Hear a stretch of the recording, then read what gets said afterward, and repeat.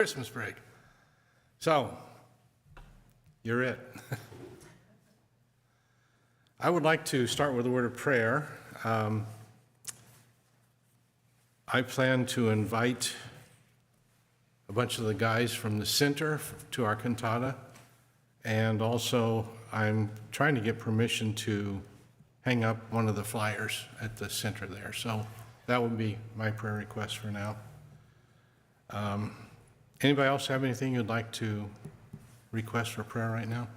Anita's going to hang up a flyer at where she lives for the cantata. Okay, They're looking forward to us Christmas caroling. good. And pray that Harry shows up. Barb's going to be gone, right?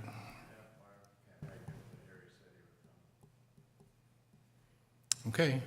Anything else anybody would like? Michaela, did you get one of the booklets there on the back?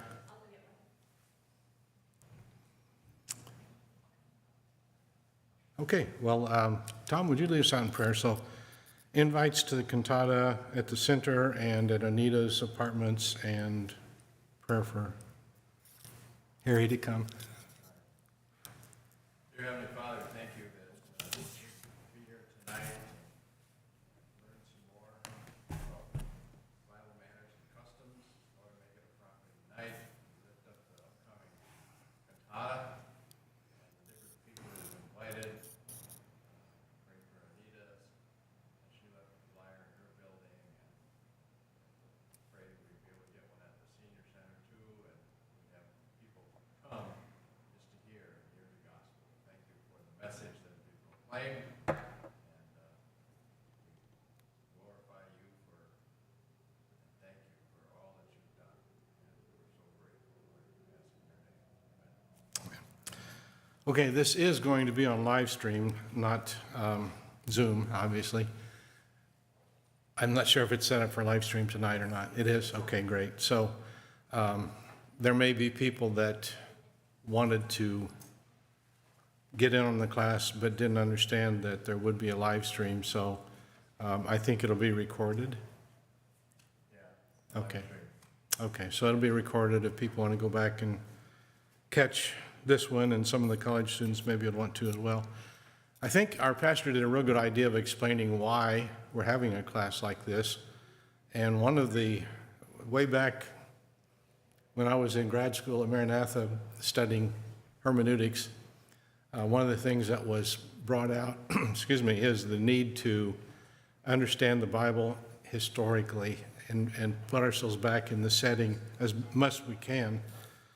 And so a lot of customs that they had, you know, we're looking at later on the family marriages, all different kinds of things of Jewish life, and it helps us understand the Bible better. It's one of the cardinal thoughts about how to interpret the Bible properly. We've got to put it in its proper historical setting. So you'll notice on the booklets there, the first question I asked you is, do you understand the person who lives next door to you? And I would like some discussion on that. We have neighbors on both sides of us, and I'd like for some of you to share how well you know the person that lives right next door to you. I'll start while you're thinking about it. The people that live south of us, they both work. It's just the two of them. They lived together for, 15, 20 years and then got married. I know very little more than that about them, except for there's often a large, they're not listening so I can say this, large bags of beer cans in plastic bags sitting outside their door. I don't understand much about them otherwise. Anybody else? Next door neighbors, how well do you understand them? Do you even see them? Basically, my neighborhood, there's two neighbors that I interact with. One's just across the street at Ray, and he's helped me, and I've helped him out several times. We've been gone, and he's cut our grass. I've met originally once, but it'd be a good opportunity if we can invite him over for dinner. Also know the other neighbors across the street. Ray cuts her grass, and in the wintertime I blow out her driveway to help her out. And she's been very appreciative of that. She greets me when she sees me. And the other neighbor has the apple orchard. He's an electrician that he has his own business, so I just found that out not too long ago. I've been trying to build a relationship up so I get to know them better. Okay. So what I'm mainly looking at is how well do you understand their lifestyle? I feel like they can live next door and live completely different than we do. This world right now is just so, like, there's such variety within our even Okay. local. Okay, true, but the point, how well do you understand the person that lives right next door to you? How much do you understand about their lifestyle? Very small amount, really. The person lives right next door to you. We hardly ever see them, especially in the wintertime. I live in a complex where approximately 75 people. There's 3 men, that's it. And most of them are very elderly. And I often wonder what their lifestyle is, because you very seldom see a lot of them. They stay in their apartment very much. And you wonder if they get a chance to get out once in a while or have an activity. But you wonder what their lifestyle is like, you know, their family comes to see them once in a while. And some of them have some very serious health concerns too. So it's Okay, well, I think it's kind of obvious the reason I'm asking this question. If we don't really understand the person that lives next door, how in the world are we going to understand people that lived on the other side of the world 2,000 to 4,000 years ago? So there are things in the Bible that, you know, would be kind of hard for us to understand if we did not know something about Jewish manners and customs and manners. And so that's the reason why this study has helped us better understand the people of the Bible, shed light on passages we might not fully understand. So keep these principles in mind. I think sometimes when we, reading our Bibles, when we think about Jewish people, we think, well, they're all alike. No, there is no typical Jew. Even when Linda and I were in Israel 9 years ago, there was a great different variety of Jews there even today. And so why would we think that way? There's no typical American, really. We have a lot of things in common, but we can be as different as night and day. Even people in our own church, we can be so different. There's no typical Jew. There was even one branch of Jews there that believed the Messiah would come through a man. So all different kinds of Jewish people. Leviticus chapter 21, this is not in the PowerPoint, but Leviticus chapter 21, verse 5, talks about the corners of one's beard. And they were not to shave off the corners of their beard. Do you understand that? Also talks about the 4 corners of the head. And when my wife's giving me a haircut, sometimes I ask her if she can figure out what the 4 corners are. Things like now, the Jew knew exactly what the Bible was talking about when it said that. And literally it was more the edges, but that's just one example of how things are understood differently. So the better we know the emotions, the mindsets, the lifestyle of the Jews, the better we can understand the Bible. The better we know ancient Jews, the better we will know Jesus Christ, because he was a Jew. He lived like they did. He wore the same kind of clothes they did, ate the same food, observed the same festivals and all those kind of things. So there is no typical Jew. There was great pluralism through most of their history. The Jews were not a closed, airtight society. The cultures, language, food, sports, governments, clothing, and religions of other nations greatly affected them, and they frequently adopted the ways of others. And what would be one of the major reasons or major ways that you know that Jews, especially in the Old Testament, adopted the ways of other nations? Because they started worshiping Yeah, yeah, yeah.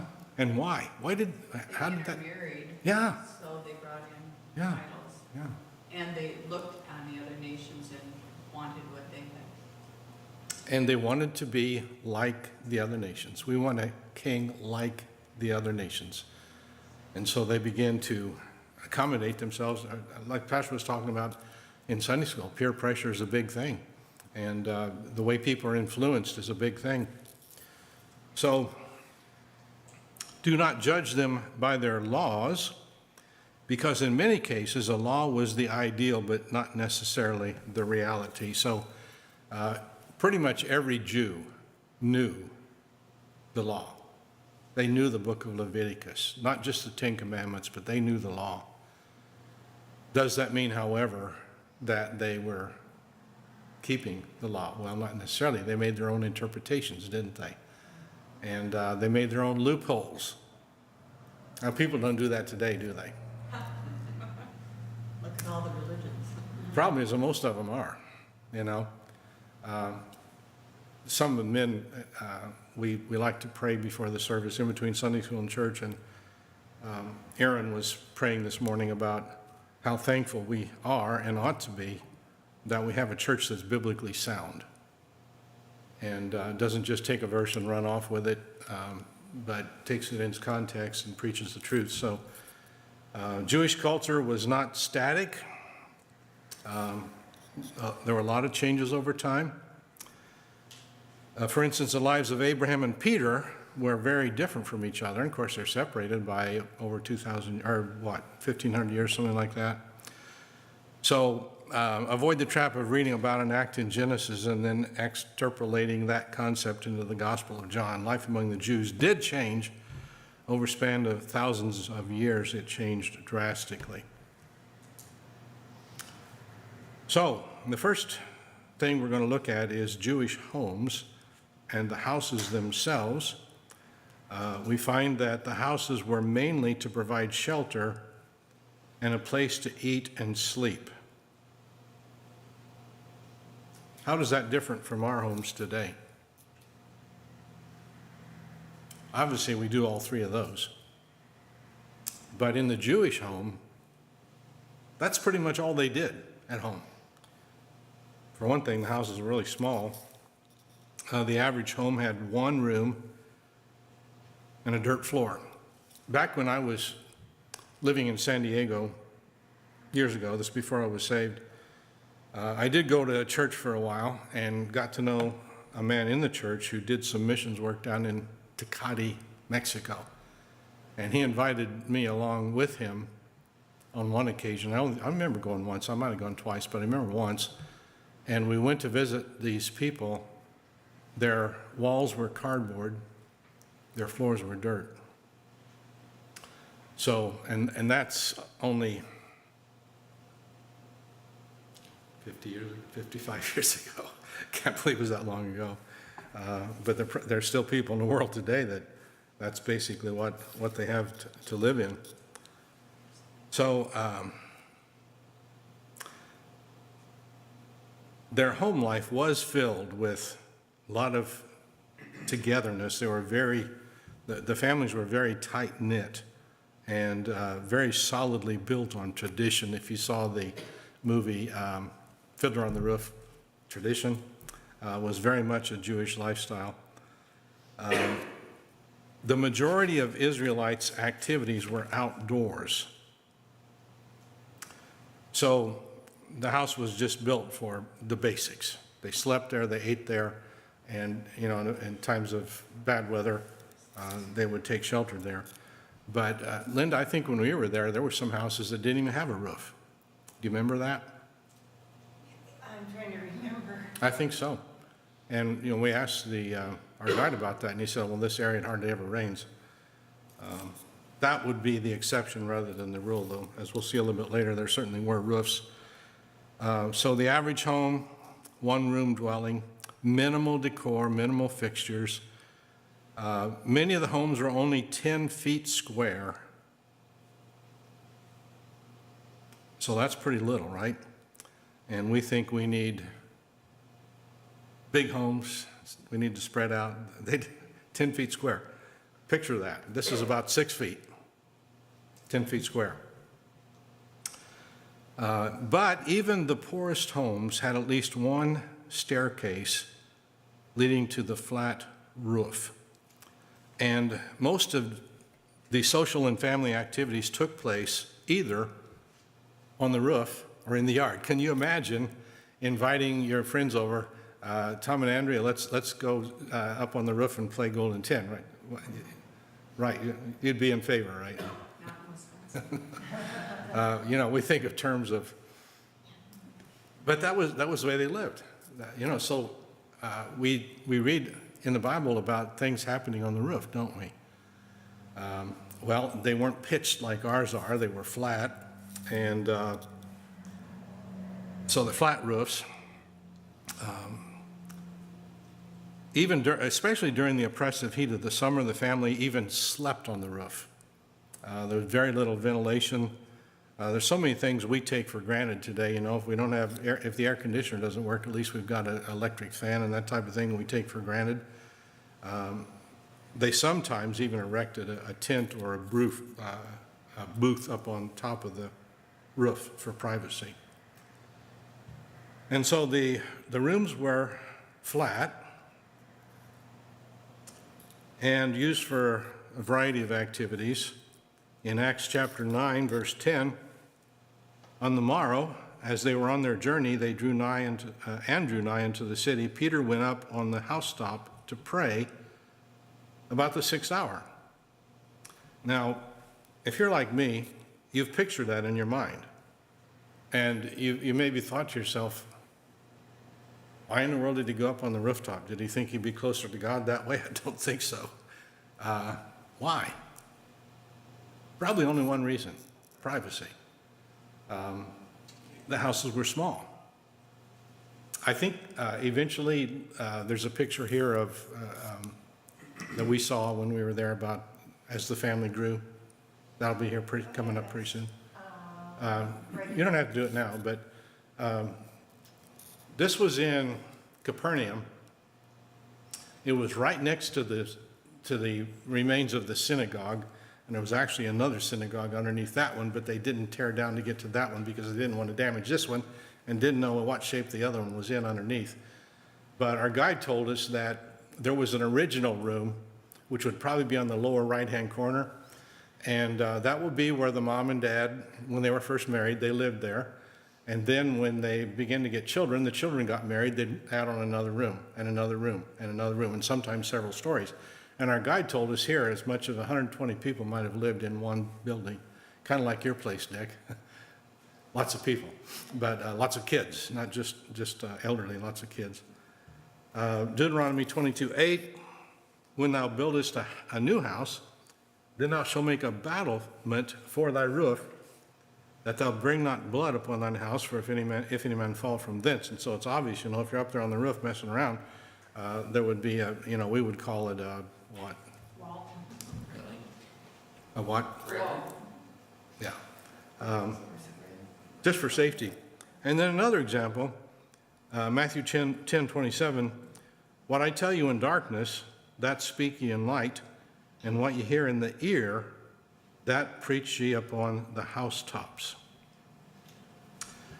And then, this is not in the PowerPoint either, but I added some things when I was getting ready earlier. Well, I didn't mark this one, I guess, but in Matthew 24, verse 7, Jesus said, he that is on the rooftop not come down. Do you ever ask yourself, why would somebody be up on the roof? You know, why wouldn't they be downstairs, in the house or outside somewhere? Well, they spent a lot of time on the roof.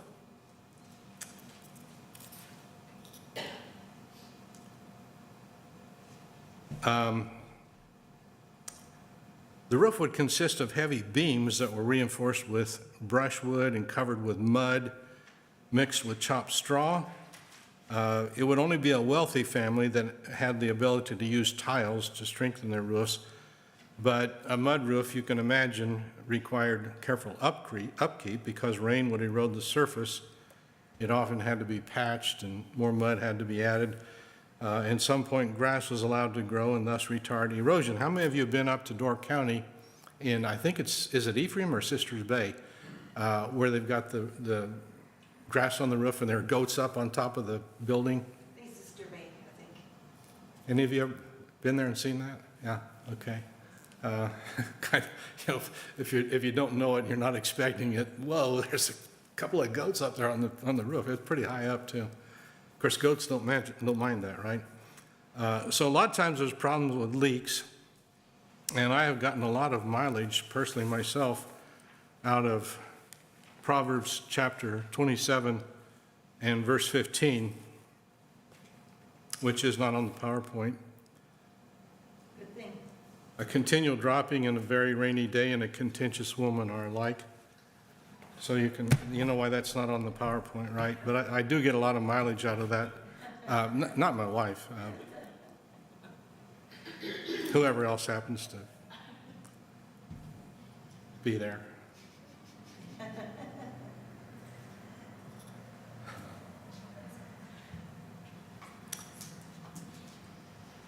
Okay, catching up with notes here. Rooftop activities were a normal part of life.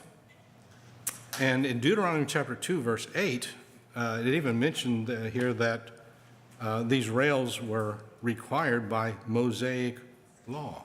Interesting. Bottom of page 1, their homes were built wall to wall. Can you think of a Bible example where that was the case, where houses were built wall to wall? Right next to each other, no space in between? Well, I remember Rahab on the wall, Yeah. the houses were just all lined up against the wall. So the houses actually were the wall, oftentimes, of the city. Anybody remember any other examples in the Bible of that? Wall-to-wall houses? Well, there are some vague mentions to that, but you see on the top of page 2 there, the roofs made a convenient street. The rabbis referred to them as a road of roofs, and so people often traveled across them. Can you imagine? What's that noise? Oh, it's somebody traveling across our roof. And not very foreign to our way of thinking. That's just not going to happen. Another interesting thing is that they actually had indoor plumbing. I don't know if, Linda, if you got a picture of that or not. We did not get that picture I got, but that is actually piping enclosed under the stone, but here's one of our pictures. That's a hot bath. It's they put hot water there, and then there's a floor over the top of it, and the floor gets hot and steams, comes up, so it's kind of like a sauna. Yeah, I like a sauna. And they had restrooms that, in some cases, were not men's and women's. I don't know how they managed that. It was kind of common. But there were, let's see, there was Harold's Castle. There was also a Crusader Castle. I can't remember where that was, maybe Masada, that actually had indoor plumbing of sorts. And a lot of Roman homes, way back in those days, had indoor plumbing. A lot of them did. But it was very expensive to install, very expensive to maintain. Really convenient, though, because otherwise, all they have to do, get a bucket and go get water, carry it back up. Luxuries that we just take for granted. It was so pleasant this morning to have hot water because our water heater conked out after our car conked out. And Mr. Tom Terrific, Fix-It Man, came over and got it going for us. Otherwise, it probably would cost us a bunch of money, but things we take for granted. And he was ahead of the sermon this morning. He was saying, I am so grateful for a hot shower this morning.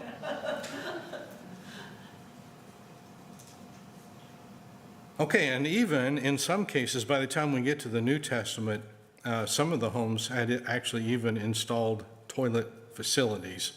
Would have been not on the scale of that. That's more of a public sauna type of But the baths, these were, and they called them hot bath area.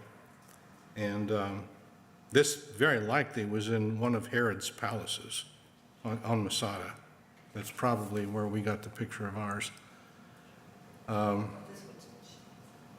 They had running gutters and ditches that were used, they clay pipes, similar in design to modern sewer pipes, had also been used from ancient times, and a few people had even devised hot water systems. The doorway. The doorways were narrow and short. Anybody have any idea why?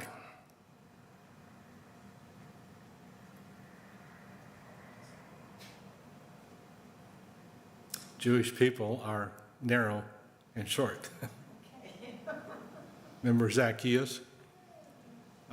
Very typically, they weren't like us big Americans that need more room to get through. So that was typical, that the door was very narrow, very short. But to them, their door, at least supposedly, held a very significant spiritual significance. First of all, the stone threshold was considered sacred, and during the Passover, we all know this, blood was sprinkled on it to remind the Jew of his miraculous deliverance during the plagues in Egypt. And every door had either a tubular or a metal or wood box. Do we have a picture of that? We do. And does everybody know what that little box is called? Says up there, that's the mezuzah. Oh, yeah, I should have kept my glasses on. So on their way in their door, they touch this mezuzah, and inside the mezuzah is a parchment bearing the words of, and again, this is not on the PowerPoint, I don't think, but Deuteronomy chapter 6, 4 through 9. Hear, O Israel, the Lord our God is one Lord, and thou shalt love the Lord thy God with all thine heart, and with all thy soul, and with all thy might. And these words which I command thee this day shall be in thine heart, and thou shalt teach them diligently unto thy children, and shalt talk of them when thou sittest in thine house, and when thou walkest by the way, and when thou liest down, and when thou risest up. And thou shalt bind them for a sign upon thine hand, and they shall be as frontlets between thine eyes, and thou shalt write them upon the posts of thy house and on thy gates. Yes? I mean, this guy in the picture is touching it. That was another way for them to remember it. They touch it as they go by. And supposedly, it's, it's obviously a biblical idea. But how often do you think, as the Jew was going in and coming and touching that, sometimes kiss their hand and then touch it, how many times do you think Deuteronomy chapter 4, verses 6 through 9, or whatever that is, was going through their minds? Like so many other things, it just becomes ritual. Is there anything that we might do as Christians often enough that it becomes just ritual? Could be even our devotions. I did it because I'm supposed to do it. Anything else? We do as a church? Come to church, Lord's Supper. Lord's Supper. Has it ever become just ritual? We do it, we go through the motions, and our pastor, I think, does a good job of directing our attention to why are we doing this. So often it can just get tacked on to a service. We're supposed to do it, so we do it. So, it is something that the law required, but you have to believe that it just kind of did eventually develop into ritual. The stone threshold was considered sacred. So number one was it held great spiritual significance. Flag me down if I don't tell you what the blanks are here. I'm reading off two sets of notes here. So the stone threshold was considered sacred. During the Passover, blood was sprinkled on it. Every door had a metal or wood box called a mezuzah. And inside the parchment were the words Deuteronomy 6:4-9. The parchment was rolled and placed in the box, so the Hebrew word meaning Almighty could be seen through a hole in the front. I think that probably, the picture doesn't show that because his hand is in the way maybe. But that was supposed to be seen in the little slit there. So often before entering or leaving his home, a Jew would kiss his fingers, place them on the mezuzah, and it served several purposes: a testimony to the neighborhood, a sign of faith in God's protection, and a reminder of Israel's history. Say that one again. It served several purposes: a testimony to the neighborhood, a sign of faith in God's protection, and a reminder of Israel's history. Testimony to the neighborhood, sign of faith in God's protection, reminder of Israel's history. Okay, I got a little bit ahead of myself on the floors. Most of the floors were made of either earth or clay, but sometimes either packed mud or plaster. And the foundation which stabilized and supported a house was extremely important. So we read in Matthew chapter 7, "Therefore whosoever heareth these sayings of mine and doeth them, I will liken him unto a wise man which built his house upon a rock.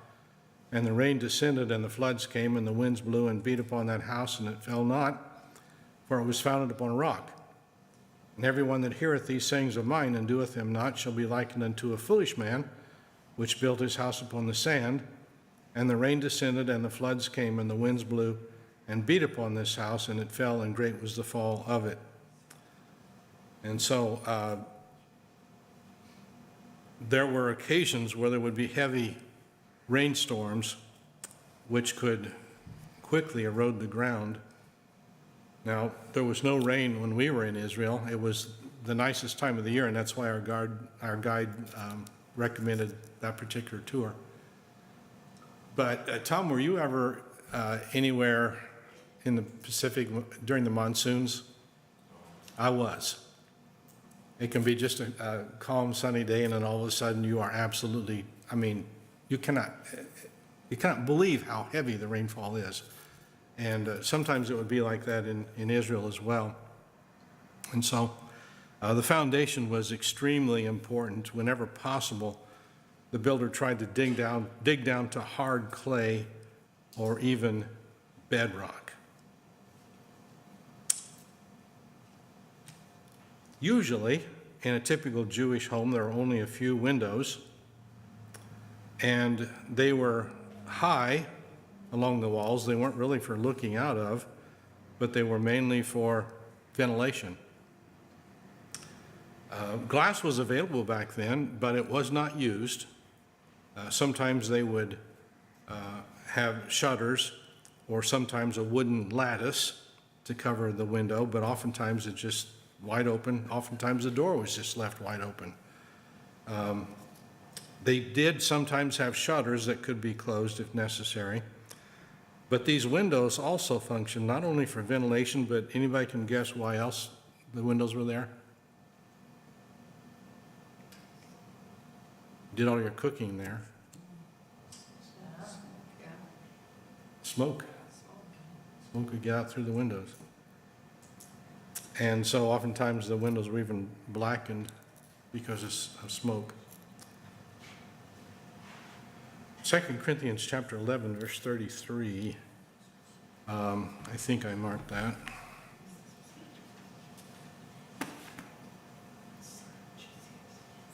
Is it on here? Oh, okay. And through a window in a basket, this is Paul explaining the persecution that he was going through at the time. Through a window in a basket, I was let down by the wall and escaped his hands. So windows sometimes even were used for escape hatches. Can you think of another example in the Bible where that was the case? Spies. Yeah. And what did Rahab do so that they would know which house was hers. Put a certain color. Scarlet cord hanging out of the window, and that's how the spies escaped. So sometimes that was something they needed to do. And however, they were sometimes dangerous. If someone fell asleep listening to a long sermon. Now, you and I can't identify with that, can we? I've never fallen asleep yet, but sometimes I close my eyes, and I told Pastor, now, if you look at me and my eyes are closed, I'm not sleeping. My eyes just get tired. But y'all know the example of Acts chapter 20, verse 9, and they're set in a certain set in a window, a certain young man named Eutychus, being fallen into a deep sleep, and as Paul was long preaching, he sunk down deep with sleep and fell down from the third loft and was taken up dead. So again, sometimes houses were that high. By the way, flag me down if you have any comments or questions. I miss a blank or something like that. Now here's another, Linda, in my coat out in the lobby is that item that I planned to bring and forgot. Number 1, on page 3 there, candles as we know them were not used. Does that create a question mark in your mind? Especially if you use the King James Version?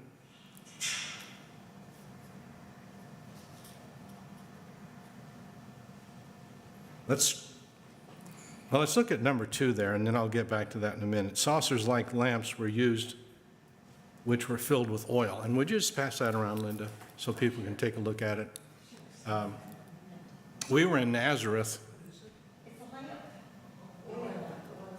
I'll explain in a minute what that is. When we were in Nazareth, they've built the city back up like it was in Bible days. As far as they could tell, there was a well, there was a vineyard, a synagogue.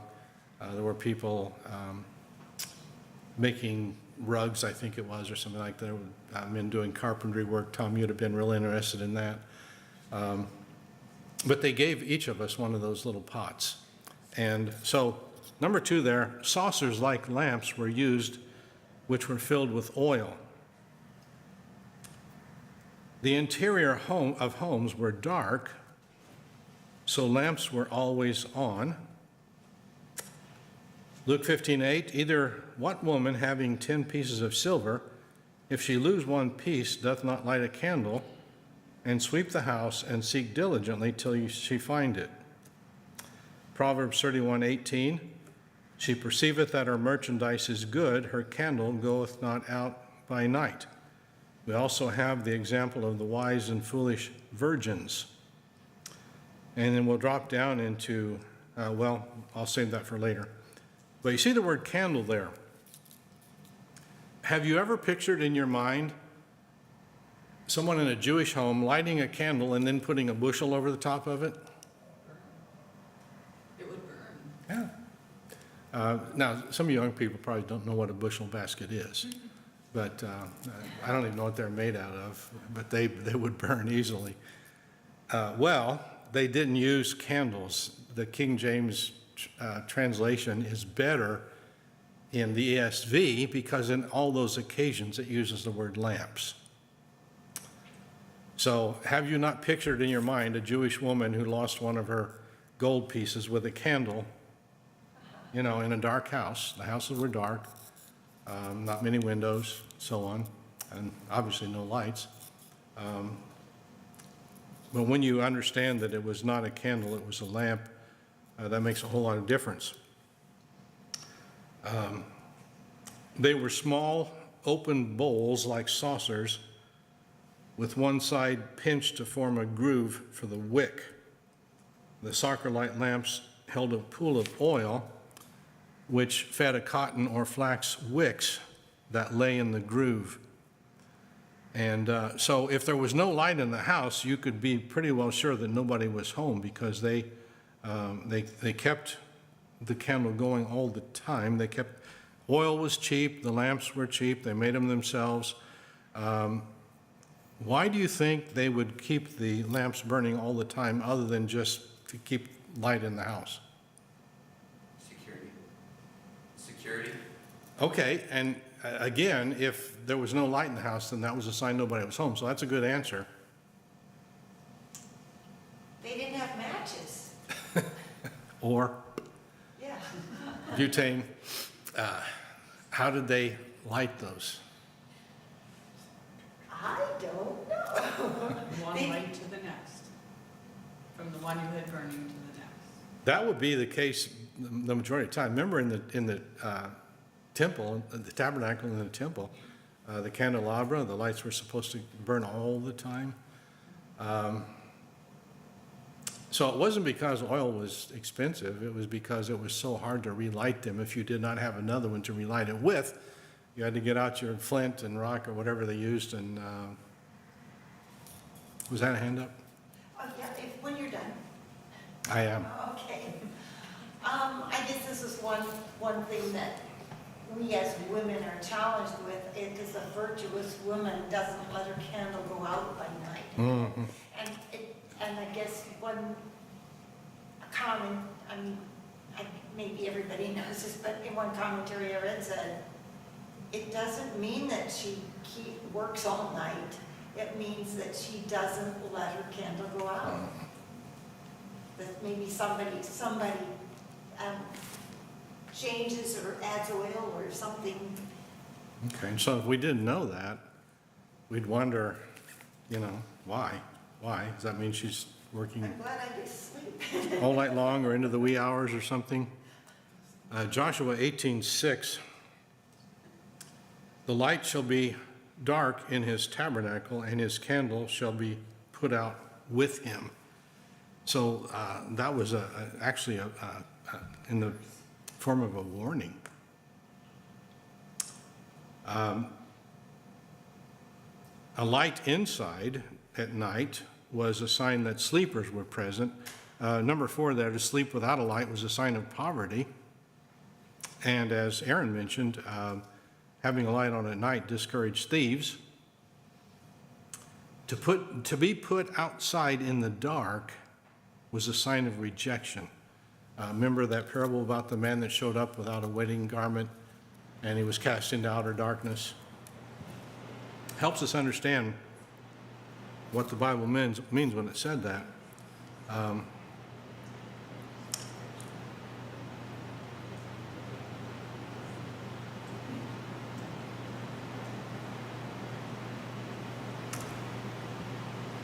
Number 7 there, for God to put men's lamps, to light men's lamps, was a sign of blessing. Psalm 18:28, for thou wilt light my candle. And again, the ESV uses the word lamp. The Lord my God will enlighten my darkness. Not going to say much about walls. Walls were constructed of dry mud or clay bricks, and the bricks were made by digging a pit, pouring in water and chopped straw, and then stomping that down with their bare feet into the clay. Then the mixture would be shoveled into wooden molds of uniform size and shape, either rectangular or square, and after drying in the sun, the bricks were ready for use. Sometimes the walls were covered with whitewash or lime or gypsum, and most walls required considerable upkeep. Okay, I'm thinking that this would be a good stopping point. I can go on if you want to. It's quarter till. I didn't talk about how long you want these sessions to last. When we were doing the parenting, we did the whole hour. But do I have a recommendation, a suggestion? Somebody want to make a motion? Okay, second. All in favor? Okay, and then we need a motion to adjourn. All right, so we'll take up, Lord willing, next week, where we left off. Any comments, questions before we close tonight? I do have a comment. I wanted to go back to the front. This picture right here that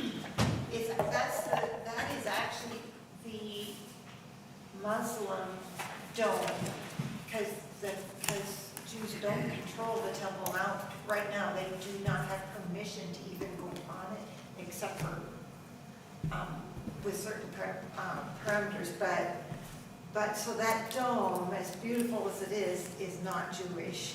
And I just wanted to say that's part of the current Jewish manners and customs, is they do not have control of the place where Abraham offered Isaac and where the new temple is going to be built. You see the homes in the background there. We were surprised, and this is Jerusalem, of course, we were surprised in how bad a repair those houses were. And just like it looks there. Not much in the way of privacy. Okay, well, that's it for tonight then. Yes, Leah? What was D number 3? Which now? What page? Page 2, D. Page 2, D3. Oh, sorry, I did leave that out. They also functioned as chimneys.